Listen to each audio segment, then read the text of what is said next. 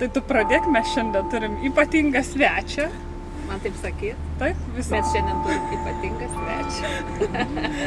Ypatinga. Ypatinga. Bet aš žinai dabar sėdžiu ir galvoju, nes aš pavyzdžiui norėjau sakyti pensininkė, bet žinai, pavyzdžiui, Amerikoje tai skamba prabangiai, nes žmogus, kuris išeina į pensiją, tai reiškia ką, jisai jau turtingas, jis turi daug laiko, nes žinai, išeiti į pensiją, ką tai reiškia, ne, tu turi turėti iš ko gyventi ir jau turi sukaupęs jau, o jeigu dar išeini į pensiją tokio jauno amžiaus, tai iš vis dviguba sėkmė gyvenime reiškia. Nu, žinai, vat yra tas, o tai jeigu tave pristatyti kaip pensininkę, tai kaip tau tas skamba tos naujos pareigos? Tai iš tikrųjų yra prabanga. Aš tai jaučiuosi, nežinau, kartais atsikeli ir norisi save, žinai, įsignybti savo iš laimės. Tai čia labai gerai yra. Jo, buvo kažkaip labai sunku įsivaizduoti tą gyvenimą, nes kaip tokie lietuviai atvažiavę iš Lietuvos, mes neatvažiuojam su kažkokiais tai ten su paveldėjimais, su milijonų pinigų ir tas yra labai, kai čia gyveni, kaip emigrantas, tu labai jautiesi, kaip, čia viskas yra sąlyginė, ar ne? Atrodo, yra darbas, yra pinigai, bet užtenka kažkokios tai medicinės krizės ar dar kažko ir viskas taip pasidaro slidu. Arba prarasti darbą ir tu jau turi galvoti, kaip tau išgyventi. Tai tas saugumo jausmas toks yra labai sąlyginas. Ir man atrodo, čia kai nėra to sveikatos draudimo, dar prideda tokio papildomo tokio streso. Tai išeiti į pensiją, atidirbti ir susikaupti kažkokius tai fondus, turėti kažkokį tai tą tokį ekonominį pagalvėlę, tas yra labai didelė privilegija. Bet reikėjo daug planuoti? Reikėjo pribręsti tam sprendimui, nes galima dirbti iki, žinai, realiai taip, geras tavo klausimas. Amerikoje labai populiaru dirbti net ir 90 metų žmonės vis tiek jie dar myli savo darbą ir eina ir dirba ir juos visi laiko ir džiaugiasi jų darbu. Taip, man atrodo, čia toksai yra kažkaip toks asmeninis pasirinkimas. Jeigu noriu, aišku, ką aš dirbau, aš jau nebegalėjau iš savęs daugiau išspausti to, ką aš dirbau. Aš iš tikrųjų pradirbau šitą psichologė, kaip žmonėm labiau yra suprantama, mūsų šitoj apskrities sistemoj, valstybiniam sektoriui. Tai kai tu dirbi su šita sistema, tai tavo klientai yra patys sunkiausi žmonės, jie yra iš tų žemesnių socialinių sluoksnių, iš visokių sudužusių šeimų, su įvairiom priklausomybėm, su labai labai rimtom psichiniam problemom. Ir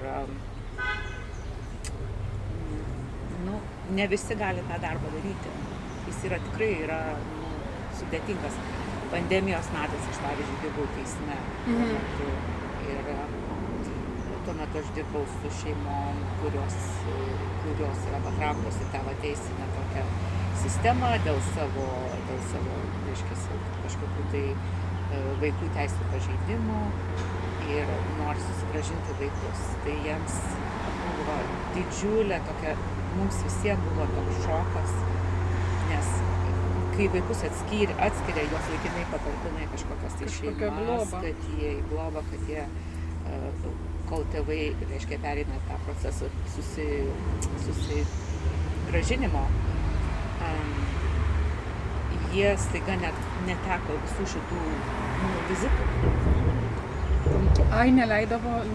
Taigi per pandemiją. Net ir tokiu atveju. Taip, ne, taigi visus uždarė. Kaip baisu. O tai žmonės yra, pavyzdžiui, daugelis tų žmonių yra benamiai. Arba kažkokiuose gyvena ten laikinose situacijose, pas vieną draugą ant sofos, ten kažkur tai, kažkokiam tai trailerį kažkur tai. Ir tos istorijos buvo baisios. Jo, tas buvo labai sunkus metas. Ir visa sistema, valstybinės sistemos, jos nereaguoja taip greitai į tokius pasikeitimus. Neturi emocijų, ne tiek, kad norėtų būti labiau flexible. Jo, bet yra tie visi tokie protokolai, ta visa biurokratija, kad pavyzdžiui pervesti visus ant Zoomo, padaryti tos susitikimus. Taigi, tas ne iš karto Bet ir šiaip vaikam, taigi vaikam buvo tragedija. Su tėvais pasišnekėti, tai yra pavyzdžiui, baisus dalykas. kitų tėvų vaikai buvo kūdikiai. Net nepagalvojau, iš tikrųjų, va, ta pandemija baisu, bet va tokiu atveju tai iš viso.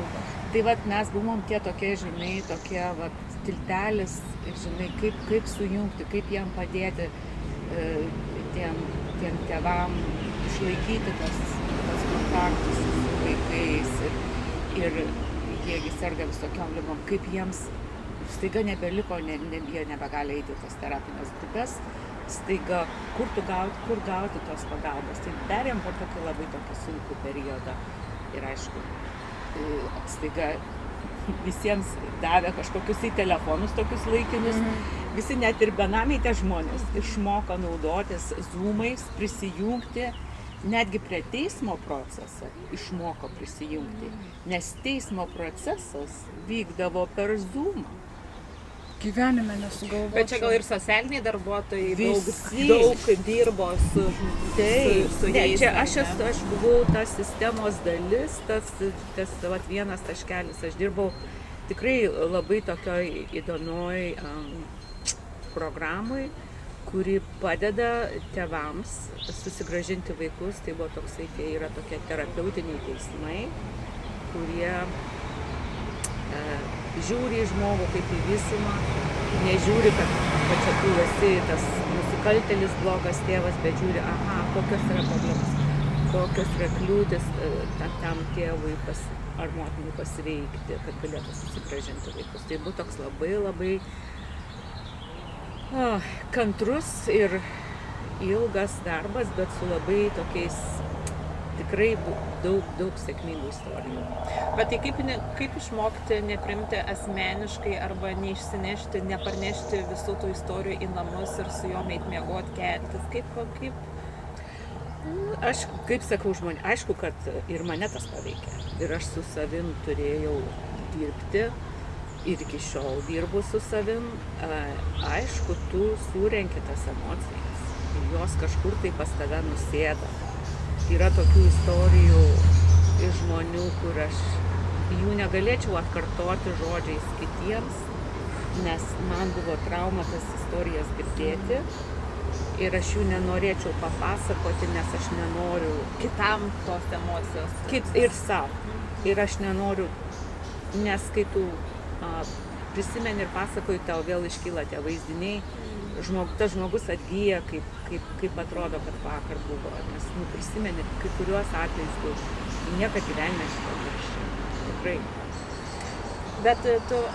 Bet kaip tu atradai save šitoj srity, nes aš žinau, bent jau paskutiniais metais tai dirba ir kalėjime su žmonėm, kurie padarė nusikaltimą, nes realiai tas psichologinis darbas tai gali būti visur, ne? Bet tu pasirinkai tarsi kažkokius sudėtingus atvejus, tai čia tau taip susidėliojo tas kelias, ar tu specialiai rinkaisi tokį kelią? Ir taip, kadangi vienas dėkingas dalykas, kai dirbi tokioj valstybiniai dideliai sistemoje, tai tu įsivaizduok, tai yra toks daugybė įvairių programų. Ir tu esi įdarbintas toj sistemai. Tai tu, pavyzdžiui, aš noriu su vaikais padirbti. Tai tau nereikia iš naujo aplikuoti, iš naujo viską tenais. Pateikti tiesiog prašymą, ne? Jo. Nu, ir yra tas procesas. Yra savo vis tiek duodi CV, ten paduodi application, bet yra tokių, kur transfer, žinai, opportunity. Bet tau nereikia iš naujo pakliūti į tą sistemą. Tu turi kažkokį tai interesą ir tu gali dirbti, sakysim, aš noriu dabar dirbti su vaikais. Aš dabar noriu padirbti, sakysim, mane domina šita programa, aš noriu ten dirbti, sakysim, su kažkokiu tai teismo procesu. Mano ten tinka visi šitas, reiškiasi, išsilavinimas ir reikalavimai ir aš galiu eiti tenais. Tai toksai, tas buvo labai man dėkinga, todėl kad, yra stresas, pavyzdžiui, palikti vieną darbą ir išeiti kitą, o jeigu ne ten nuėjai, tada... Jo, o čia tai buvo, pavyzdžiui, nepatiko, po 2 mėnesių galiu keisti. Tai tas tai yra labai pliusas. toksai labai didelis pliusas. Aišku, ne visi mėgsta valstybinės institucijose dirbti, nes matai visokių biurokratijų, matai visokių nesąmonių. Neteisybių, ne? Kur ir neteisybių. Su vėjo malūnais negali kovoti. Jo, neteisybių, bet matai ir labai teigiamų dalykų ir tu žiūri tuos teigiamus dalykus. Aš look at the glass half full. Ne atvirkščiai. Ir man, aš gavau tiek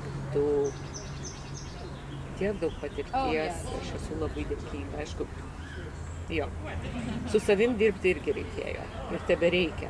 Nes yra tokių dalykų, kur nusėda tavo kūne. O tu iš Lietuvos atvažiavai kaip psichologė, ar čia persikvalifikavai į psichologę? Aš baigus esu anglų kalbą. Tai labai padėjo Amerikoje, ne? Padėjo. Anglų kalbą atvažiavo. Tas labai padėjo. Aš apie jokią psichologę negalvojau. Aš net apie atvažiavimą Ameriką negalvojau. Aš atvažiavau tais laikais, kai nebuvo, niekas nesinaudojo internetu. Dar gal jo ir nelabai buvo? Mažai buvo. Aš tikrai nesinaudojau, aš nieko nežinojau, nebuvau lietusi. Kompiuterio netgi nemokėjau spausdinti. Nes aš žinau, kad tu labai daug metų gyveni Amerikoje. Nuo 92. Jo, aš tas toksai, kur vieni iš pirmųjų. Tai tas buvo labai, dabar pavyzdžiui, jaunimas, kuris keliauja Lietuvoje, ar dirba kažkur ir studijuoja. Taigi viskas yra... Tu gali aplankyti tą vietą virtualiai, tu netgi gali nuvažiuoti aplankyti. Gali netgi pasiklaus pas vietinius kažko. Pažiūrėti, kaip gatvė atrodo. Jo, kur tu čia dabar važiuosi? Tu turi tokį aiškų supratimą. Mano tikslas yra, jeigu aš noriu būti Lietuvoje, aš būsiu Lietuvoje, bet jeigu aš noriu kažkur tai išvažiuoti, tai aš galiu susirinkti informaciją ir galiu maždaug susikurti vaizdą, kur aš čia važiuoju. Aš kaip išvažiavau, aš atvažiavau čia 5 savaitėm. Pagal mainų programą.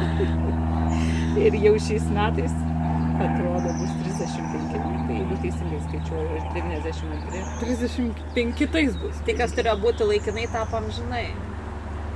Tai atvažiavau su čemodanu, tokiu, tarybiniu, su rubliais. Su rubliais. O Dieve. Dar tebeturiu tos rublius. Dar aš juos tebeturiu. Geras.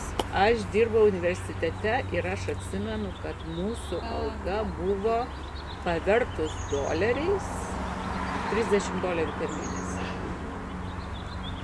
Tai aš savo...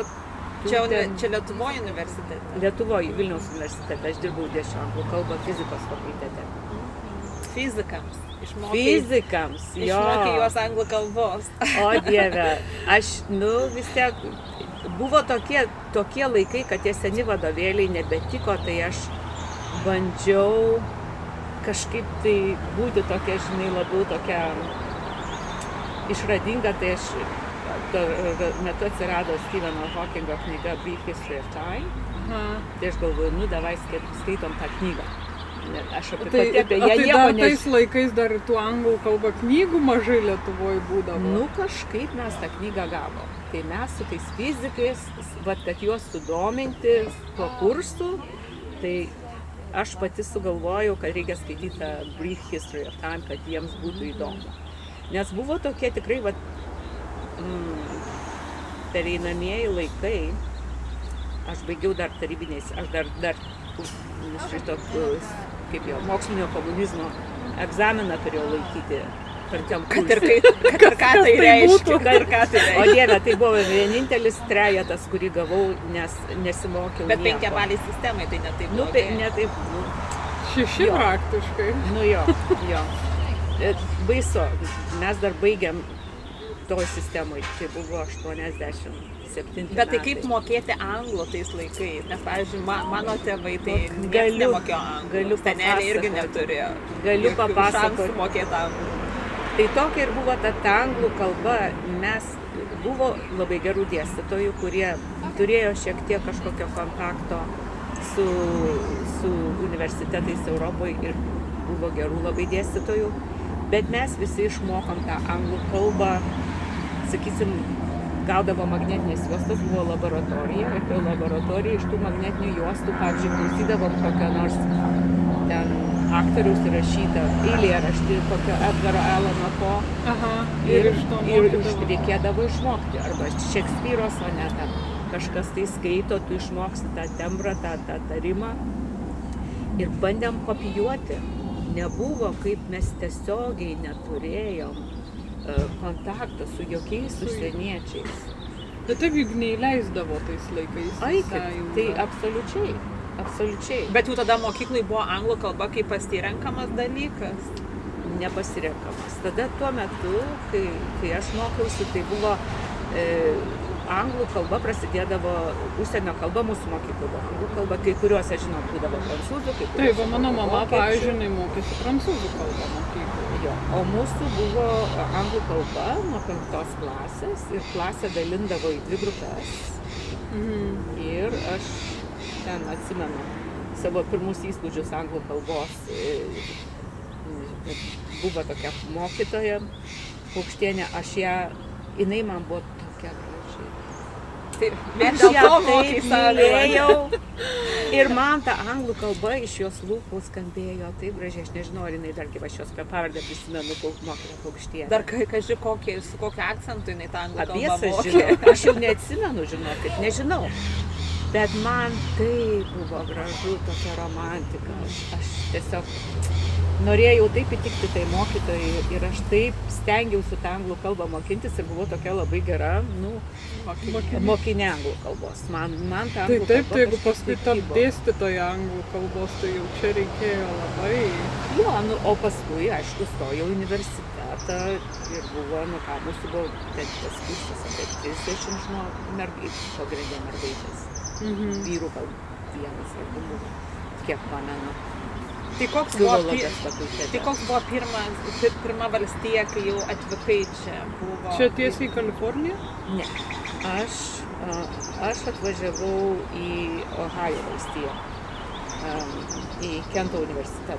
Nes baigiau tuo laiku, kai buvo tie visi pasikeitė, staiga atsirado Sorošo pinigai. Niekas apie juos dar nieko nežinojo, tai kažkas ten, va čia galit paduoti pareiškimą, čia galit važiuoti, mane ten parekomendavo universitetas į tą Kento universitetą. Tas Kento universitetas kaip mus priėmė, bet reikėjo susirasti, kas nupirks bilietus. Tai tada viena iš tų 3 jau rekomenduotų dėstytojų, jinai jau žinojo apie tą Sorošą ir į tą fondą jinai kreipėsi, kad mums nupirktų bilietas. Ir aš atsimenu, bilietai kainavo $1,250 jau. Įsivaizduoju. Tai čia daugiau nei metų ilga tų laikų, va jūs sakėte. Tai čia buvo fantastiniai pinigai. Niekas netikėjo gal, kad mes gausim tos pinigus, bet staiga ateina atsakymas, kad yra tie pinigai. Ir mes 3 važiuojam į tą Kento universitetą, į Ohajo mums duoda visoms po kambarį su 2 queen size beds. O Jezu, kokia laimė. Bet ir net nėra kaip nufotkinti ir nusiųsti šeimai. Ir pasidalinti, žinai, Facebooką neįdėsi. Facebooką nėra nei kaip pasikirti. Bet, pavyzdžiui, čia buvo 90 metais. 92. Tai, pavyzdžiui, mano močiutė jau sakytų, kur tu ten važiuosi, ten kas nors tave ten pagrobs, tais laikais, ne? Dar apie tai, dar buvo viskas nekalta, nes tikrai dar nebuvo. Dar mažai važiuodavo. Aš tokių istorijų dar nebuvau girdėjęs. Iš vis nieks nevažiavo. Ne, internetogi neturėjom, kaip mes girdėsim tas istorijas. Negirdėjom tų istorijų, bet aš tai buvau, nežinau, mes buvom pirmi tie, kurie atvažiavo iš tos geležinės sienos. Bet šeima, ten ar tėvai sakė, palaikė? Ne, aš važiavau į kursus 5 savaitėm. Aš nevažiavau čia gyventi. Teisingai. Aš nevažiavau čia gyventi, aš važiavau su vasariniais drabužiais. 5 savaitėm. Užtat čia visi tokie buvo, mėly tave išleisti. Jo, o paskiau aš čia irgi per savo tos vasaros kursus, kuriuos aš universitete dirbau, buvau susipažinus tokia šeima iš Kalifornijos, iš Walnut Creek, jie buvo tokie pagyvenę. Tai jie tada... Jie lietuviai ar amerikiečiai? Jinai buvo amerikietė, jisai buvo lietuvis, bet jisai toks, kur, jau tų dipukų lietuvis, kuris jau niekad toj Lietuvoje nebuvo buvęs. Ir kai tos sienos atsivėrė, tai vienintelis būdas, kaip jiem atvažiuoti, kaip jie sugalvojo atvažiuoti į Lietuvą, tai buvo per tos lietuviškus kursus. Ir taip aš su jais susipažinau. Tai jie tada mane pasikvietė, sako, atvažiuok į Kaliforniją, sako, 2 savaičių. Nes aš juos ten Lietuvoje prižiūrėjau. Ten buvo atskira istorija, mes turėjome daug nuotykių su jais labai. Ir jie pasikvietė mane čia 2 savaitėm. Ir kažkaip tai kalbos apsisuko, kad aš kai pamačiau tą visą sistemą, man atsivėrė visiškai, aš pamačiau tas kitokį gyvenimą. Nes mes buvom visą laiką buvom uždaryti, tu niekur negali išvažiuoti, pinigų nėra kažkur tai išvažiuoti. Netflixo nebuvo pažiūrėti kitus. O tu staiga, mane kas labiausiai sužavėjo, tai būtent tas toksai, žinai, kad, tu ten baigiai anglų kalbą, bet tai, koks skirtumas tu baigiai, tu turi ten tą diplomą, bet tu gali dirbti kitus dalykus. Nebūtinai tu turi būti anglų kalbos mokytoja. Tu, jeigu tau įdomu, tu toliau galėjai mokytis. Ir aš, kadangi tokioj akademinėje sistemoje maišiausi, aš susipažinau su studentais iš Vokietijos, iš kitų šalių, kur sako, žinai, aš tai noriu tą daryti, aš noriu ir galvoju, o kodėl aš negalėčiau irgi. O ypač Amerikoje, kur čia gyva, nesvarbu kiek tau metų, vis tiek visi universitetai tavęs laukia. Jo, ir kas man pasisekė, kad ta amerikietė draugė, jinai jau buvo pensinio amžiaus. Jinai buvo pradinių klasių mokytoja. Bet tokia,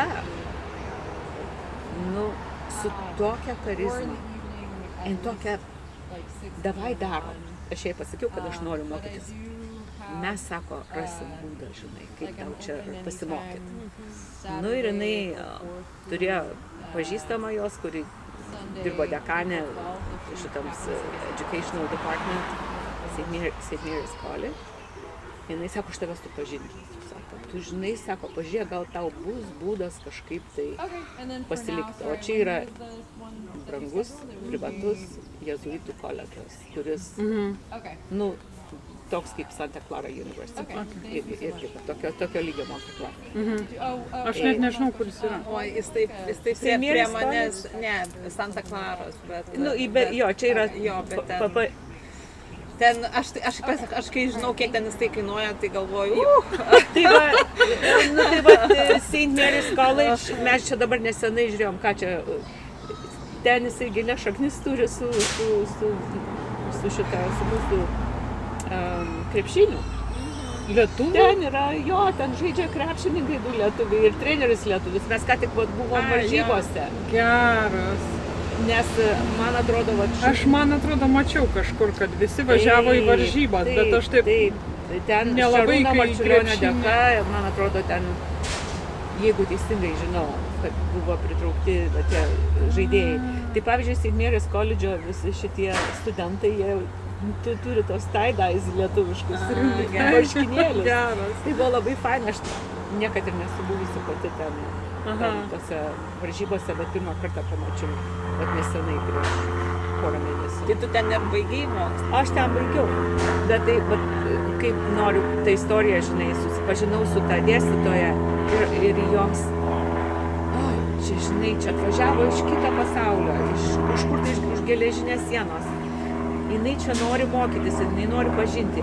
O amerikiečiai irgi, žinai, mūsų tą metodą, gal jie parveš tenais iš tos į tą geležinę sieną, gal ten kažkas prašvis toks apsikeitimas, tų mainai kažkokie tai. Bet jie su tokiu entuzijazmu, žinai, nori padėti. Sako, nėra čia tų pinigų, sako, tokių negali tau suteikti, čia yra per brangi mokykla, bet sako, aš susitariau, tu gali paimti 9 tos unitus, kreditus Lietuvoje vadina. Kreditus. 9, tai kas tau duoda, reiškia, atsigavosi 3 paskaitos. Sako, žinai, jeigu tu norėsi pasilikti, jeigu bus tau lemta, tu apie pinigus negalvo. Tu sako, negalvok apie jokius pinigus. Tu sako, eik, imk tas pamokas, paskaitas ir tu mokinkis, kai tu norėsi, pinigai atsiras. Geras. Tai čia vienas semestras realiai, ne? Taip, vienas semestras. Ir man iš karto pakeitė tą vizos statusą į studento, viskas gavosi čiki, aš skambinu tėvam ir sakau, aš lieku mokintis. Tai tėvas sakė, jinai turbūt narkotikus vartoja, žinai. Kas galimai galėjo būti tiesa, žinai. Visgi Amerikoje, Kalifornijoje. Tai buvo toksai labai sunku tą pasakyti, žinoma, bet buvo kažkoks tai, nežinau. Aš dabar kaip galvoju, aš buvau 20, man buvo 7 metai tuo metu, dabar mano sūnui 26. Aš tai neįsivaizduoju, ar vaikai sugebėtų mano, žinai, dabar išvažiuotų ten ir iš kažkur skambintų, sakytų, žinai, aš lieku. Aš nežinau, iš kur buvo toksai drąsos ir rizikos, žinai, likti, mesti savo darbą tenais Lietuvoje. Taip, vis tiek tai yra universitete dar dėsti, tai yra, taip, tai yra svarbus toks darbas. Bet čia gal tie žmonės, kuriuos susitikai, tu jais tikėjai, jie tikėjo tavim, žinai, tu vis tiek nebuvai, kad tu visiškai viena. Jo, tas tiesa, bet vis tiek tu žinai, kad tu negali tikėtis, kad čia tau dabar kažkokie dėdės ir tetos tave apgyvendins amžinai ir čia tau suteiks viską.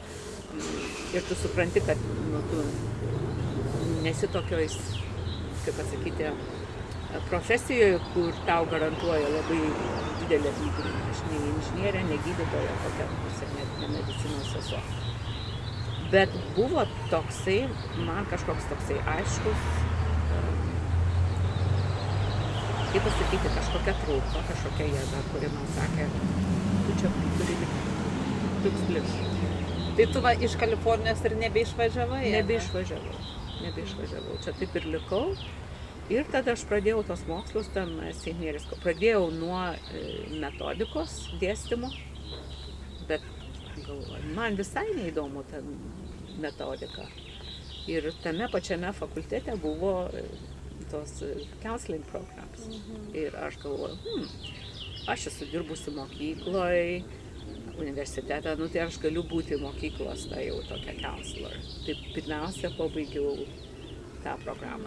Ir tuo metu ir ten visokius darbus dirbau, ir nelegaliai, bet vis leisdavo tau sumokėti tą už mokslus tokiais, kaip pasakyti, tokiais etapais.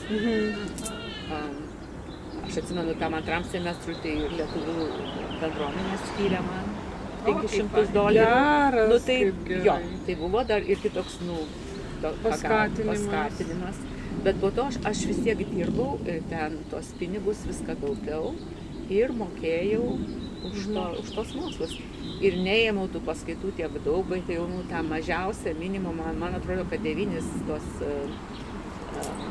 Gal dėl vizos ten reikėjo pusę, man atrodo, half time būtų, kaip tai būtų 6 laikais. 9, turėjo būti 9. Ir man užtruko ilgiau, man užtruko vietoj 2 metų, man užtruko 5 metai pabaigti.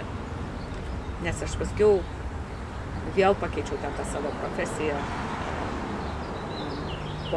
Padirbau mokyklose ir supratau, kad negaliu dirbti, nesu pakankamai,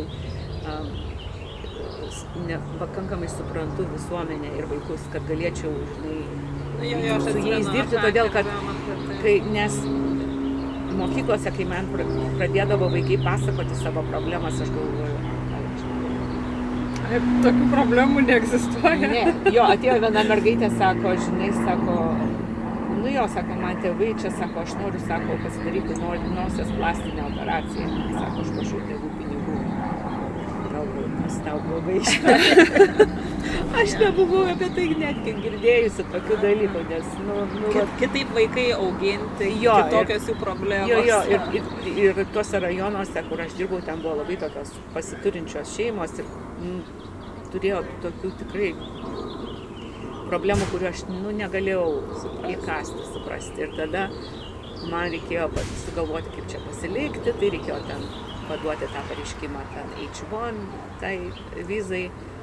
Radau darbą ten tokio pelno nesiekiančioj žydų organizacijoj, o po to padaviau pareiškimą dirbti Auklande su narkomanais. Iš laikraščio, tais laikais susirasti darbą, parsineši laikraščius. Dieve. Apsibrėži, tokie būdavo tokio dydžio, žinai, kaip pašto ženkliukai. Bet aš matai per filmus amerikietiškose, bet aš tai taip filmas mačius. Mes tai su tavim atvažiavom. O tu taip darei iš tikrųjų. Aš taip dariau. Jo, prisinešu laikraščių, žinai, ir skaitau. O tas, sakau, tas skelbimas darbui gauti yra toksai, žinai, kaip pašto ženkliuko didumo. Ten atlyginimas toks, tenais yra ta. Ir paduodi tą savo pareiškimą, nusintu laišką ir gauni atsakymą. Ir aš gavau darbą, kada čia buvo 94, gal kokie, Auklande tokioj priklausomybių klinikoje. Ir jisai buvo kaip ir toksai, kaip ir mokslinis tyrimo institutas, nes jisai buvo susijęs su Berklio universitetu, ten studentai, kurie darė magistrą arba PhD, jie ten gaudavo tą savo, tokį apmokinimą. Ir aš gavau darbą tenais. Ir aš pradėjau dirbti su narkomanais tokio lygio, heroino tais vartotojais. O dar tais laikais, tai čiagi buvo, man atrodo, kai buvo Amerikoje krizė narkotikų, ne? Čia ne tie laikai, kai kažkuriuo metu buvo atėjus ta didelė jinai visą laiką. Dabar jinai yra. Dabar yra dabar šitas fentanilis. Fentanilio, bet prieš tai, nes ašgi esu ėmus tas addiction klases. Ir mums pasako apie tas, kai užeidavo banga kažkokių narkotikų. Taip buvo, žinoma buvo, nes tuo laiku buvo šitie visi, tuo laiku, dabar neatsimenu, tais metais, bet tam laikotarpį žmonės gamindavo tą juodą tokį tą heroiną, kuriam buvo visokių šiukšlių priemaišų. Ir žmonės gaudavo tą labai tokias baises infekcijas, kurios flesh eating bacteria, kur tiesiog tavo, žinai, kūno dalis išpūna ir žmonės išopėja ir tu tiesiog gabalai tavo, reiškia, tų audinių numiršta ir žmonės ir mirdavo nuo to. Tai aš matydavau tas, pavyzdžiui, žmogus turi ranką ir ten toks, žinai, tokie randai didžiuliai. Tai buvo tas metas, kai buvo užvežta tokių baisių šitų agresų narkotikų, juos privaryta visokių priemaišų ir jo žmonės susirgdavo ir tokiais net numirdavo. Tai aš dirbau su tokiais. Dirbau su tokiais žmonėm ir tada aš supratau, kad man reikia paimti dar papildomai kursų ir nedirbti su tais mokiniais, bet dirbti su suaugusiais, nes man tai pasidarė labai įdomu.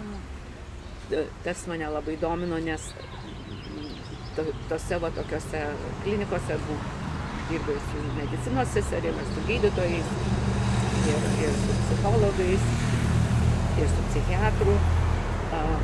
Ir tas buvo man labai labai įdomu.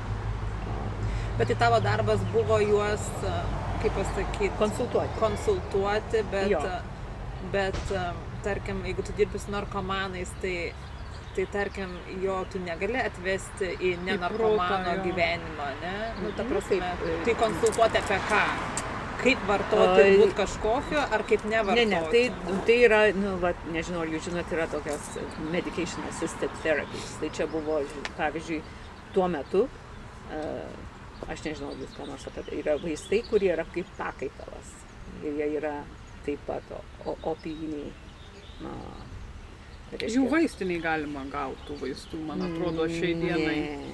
Tie, kas naudoja, jie, žinau, kad, sako, kai kuriuos pakaitinius jie gali. Pakaitiniai, tai buvo, tuo laiku buvo tik metadonas, dar kito nieko. Šiais laikais jau yra daugiau, yra ir kitokių, bet vis tiek yra viskas yra su receptu.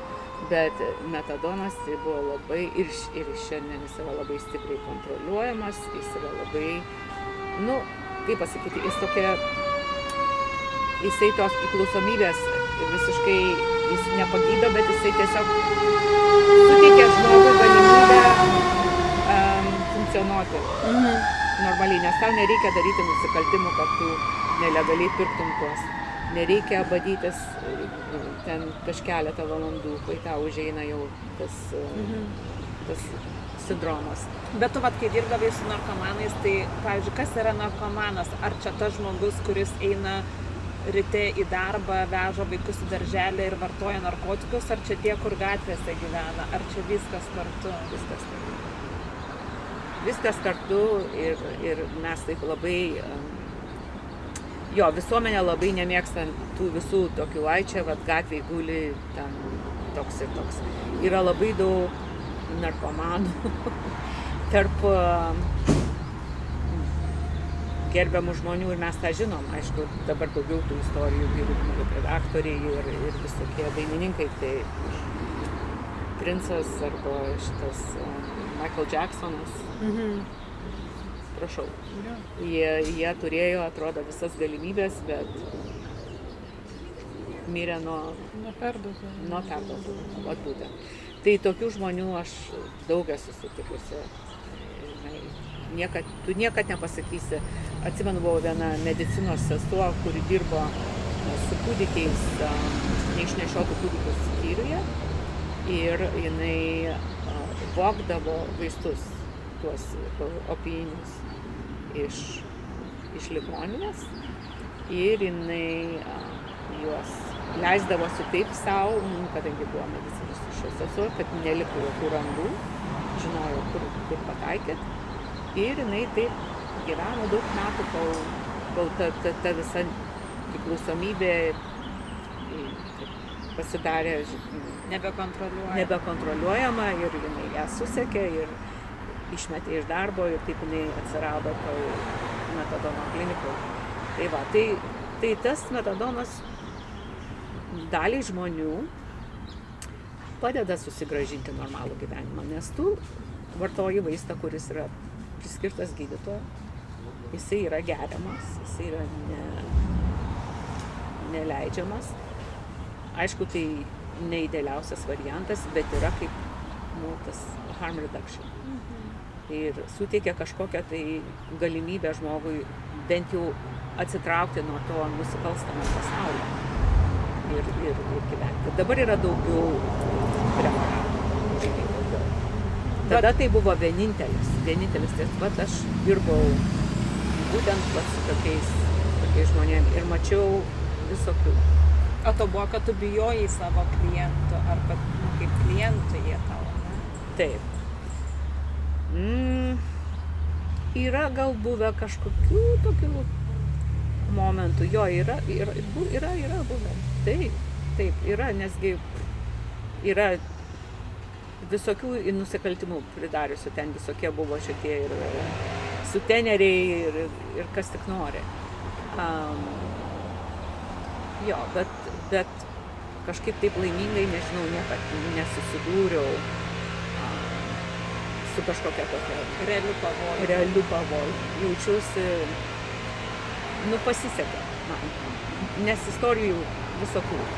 Bet, pavyzdžiui, tu kai daug metų atidavei tam darbui ir ypatingai paskutiniai tie metai kalėjime tau, pavyzdžiui, kažkaip pakeitė, kaip tu galvoji, kas yra geras žmogus, kas yra blogas žmogus, ar tavo darbas pakeitė, kaip tu galvoji apie žmonės? Man atrodo, kad man šitas darbas man suteikė supratimą, gilų supratimą, kaip trauma paveikia žmonės ir kaip mes nei vienas nesam nuo to apsaugoti. Mes kiekvienas galim atsidurti už to užribio labai nesunkiai. Aš sakyčiau, kad aš gavau labai daug empatijos tiem žmonėm ir aš jų niekad nematau, kad jie kažkokie tai ten baisūs, kad jie kažkokie... Aš jiems jaučiu vien tik empatiją. Ir man atrodo, gal man tas ir leido dirbti su žmonėm, nes žmogus jaučia, kai tu jį atstumi, kai tu jį smerki ar kai tu jo bijai. Jie jaučia, nes jie tau nepasakys dalykų, jeigu jie žino, kad tu juos smerki ir tu nepriimi. Ar tu tik tai atėjai tam, kad į savo tą protokolą įrašytų, ne, kad buvai čia? Jo. Bet o kaip tu manai, jiems labiausiai padeda grįžti ar kažkaip tvarkyti su savo gyvenimu, ar disciplina, ar ryšys su kitais žmonėmis? Ryšys. Pirmiausia ryšys. Jeigu išklausytum tiek žmonių istorijų, kiek aš išklausau per savo gyvenimą, visą laiką yra, aišku, kažkokie tai, gyvenimo momentai, nuopoliai, bet visą laiką žmogus tau papasakos, kad buvo vienas žmogus, kuris man viską pakeitė. Nebūtinai viską, bet suteikė kažkokią man viltį, pasakė, jis manim patikėjo, jis manęs neišdavė, jis mane palaikė. Ir to užteko kažkokio tai stimulo tokio, kad tas žmogus išliptų iš tos vadinės. Ir tokių žmonių aš pažįstu labai daug. Nes šitoj sistemoj, valstybiniai sistemoj ir visokiose tose 12 žingsnelių programose yra labai daug žmonių, kurie yra išlipę iš to priklausomybės liūno. Ir tai yra tikrai vieni iš pačių įdomiausių žmonių, tikriausių žmonių ir turbūt tokių, kurie labiausiai gali kitam padėti. Tas metu, kad būtent tas 12 žingsnelių tas konceptas, jisai yra tikrai efektyvus, nes žmogus, kuris yra ten buvęs ir jisai gyvena blaivų gyvenimą ir jisai sąžiningai gyvena tą gyvenimą, kitas tas žmogus narkomanas su priklausomybė, jis patikės jo. Gali užtrukti daug metų, gali būti, tie nuopoliai visą laiką būna, bet vis tiek, kaip sako, tu negali prarasti vilties. Tu turi tikėti to žmogaus. Už tai jie renkasi paskui lankyti tas 12 žingsnių net ir praėję ir išlipę ir vis tiek lankosi. Viena iš mano kolegių, net ne viena, bet tokia buvo vyresnė moteris, su kuria dirbau teisme, kai atėjau į teismo programą dirbtinai, mano mamos tas buvo. Jos istorija, tai knygas galiu rašyti, bet aš iš jos labai daug išmokau ir jinai labai atvirai dalinosi, aš sužinojau jos gyvenimo istoriją ir kad galima iš tokio skausmo, iš tokios priklausomybės išlikti. Man jinai suteikė tiek daug vilties, nes tikrai tada kiekvienas žmogus turi šansą.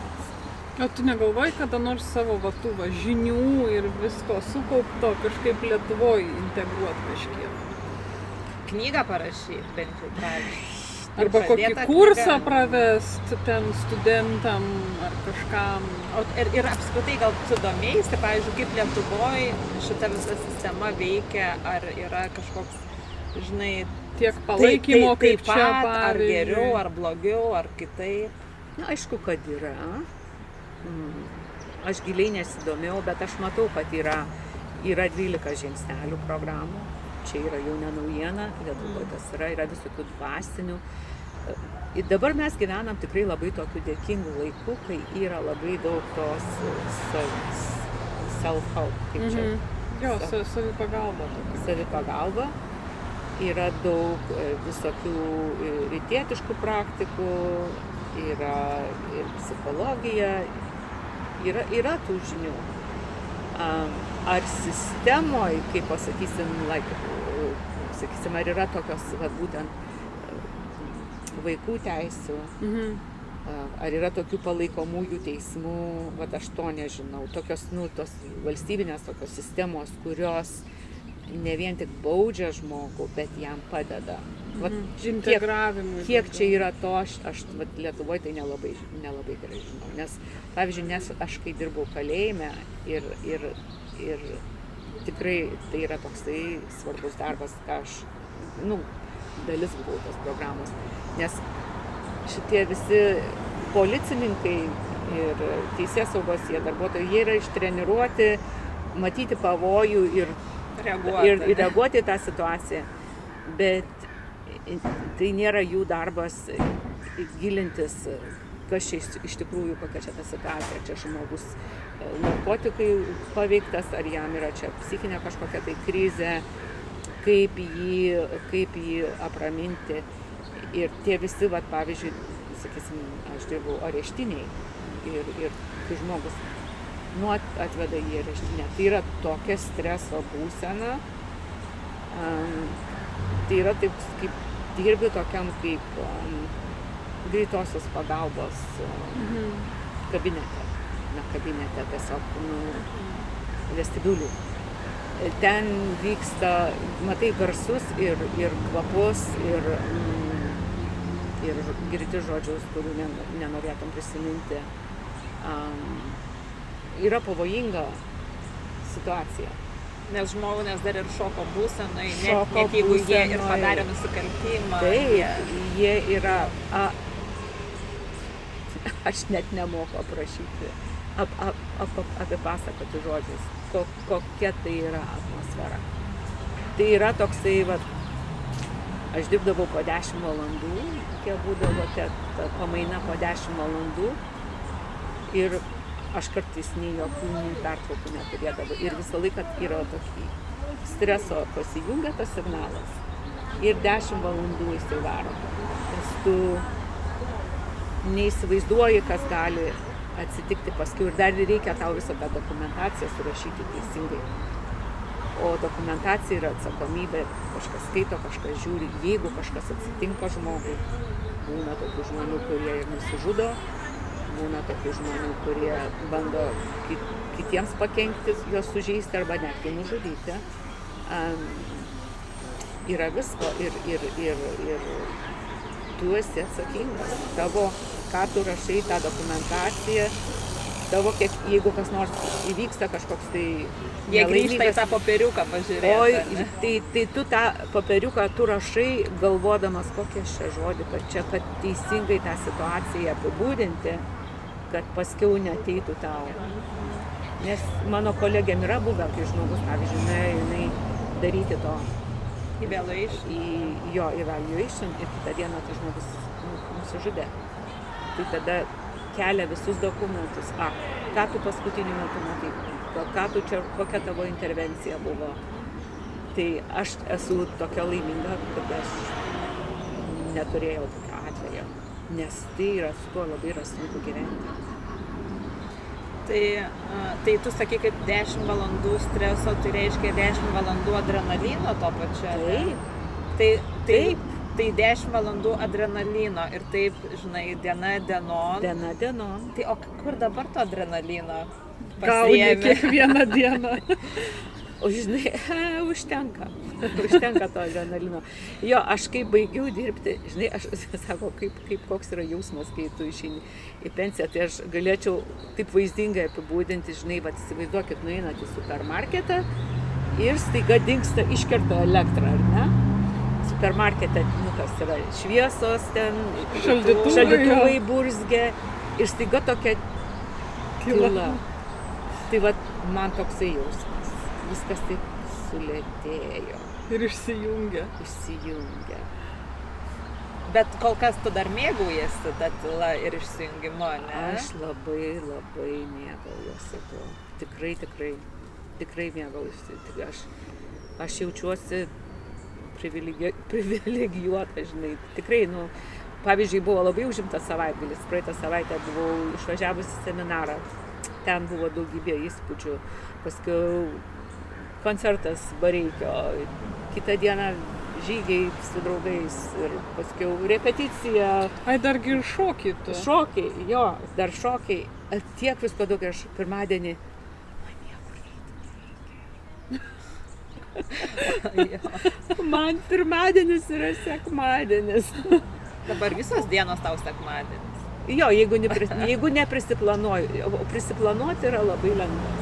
Tai va čia yra toksai, aš tokiam turbūt dabar gyvenu pereinamajam tokiam laikotarpiu, kai turiu atrasti kažkokį tą tokį balansą, kad neprisikrauti per daug, nes ta ramybė yra toksai. Aš jaučiuosi kaip vaikas vaikystėje.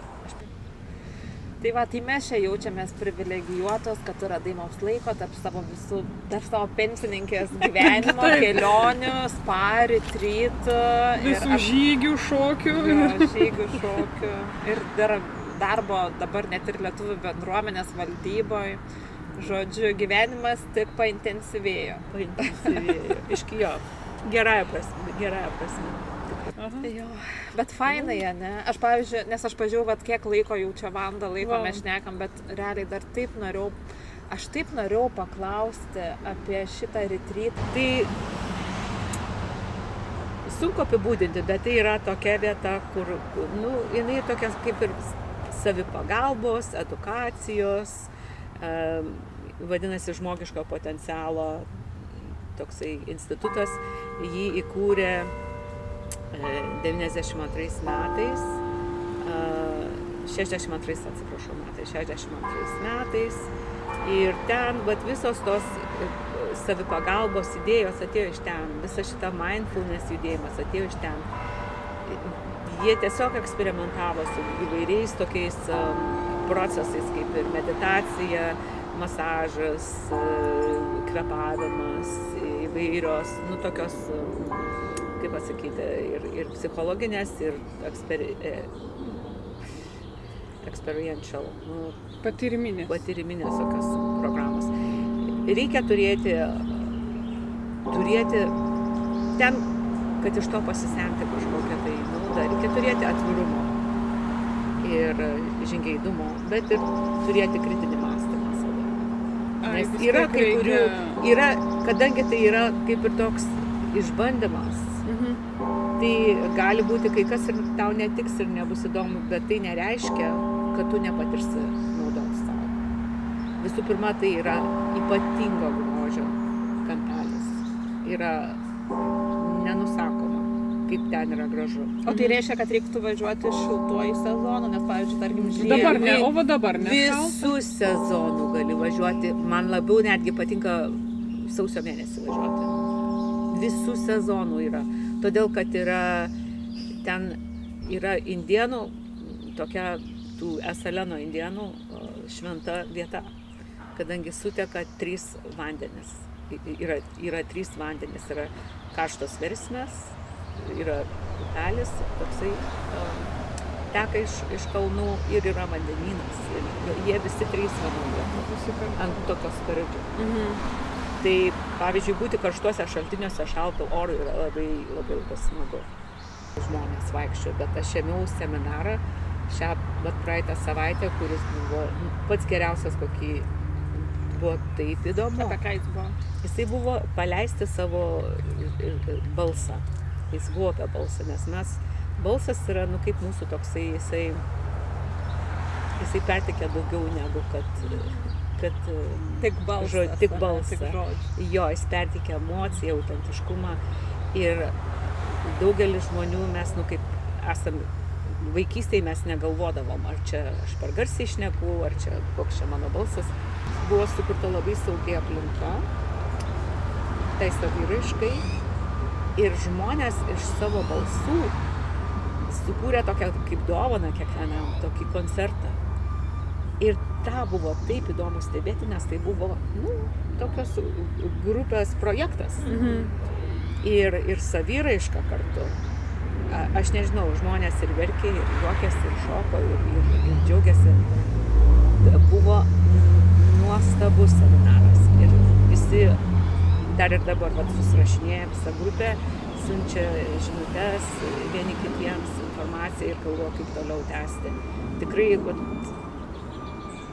pajunti visų kūnų, ką reiškia, atpalaiduoti kažką tai savo šitam balso. O tas temas, seminarų temas iš anksto jie skelbia kažkur? Žinoma, viskas ten yra, viskas yra.